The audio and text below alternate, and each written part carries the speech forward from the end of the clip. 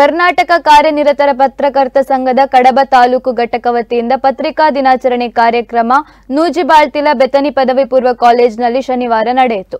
ಮಂಗಳೂರು ವೃತ್ತ ಪರೀಕ್ಷಾರ್ಥಿ ಸಹಾಯಕ ಅರಣ್ಯ ಸಂರಕ್ಷಣಾಧಿಕಾರಿ ಹಸ್ತ ಶೆಟ್ಟಿ ಕಾರ್ಯಕ್ರಮ ಉದ್ಘಾಟಿಸಿ ಮಾತನಾಡಿದರು.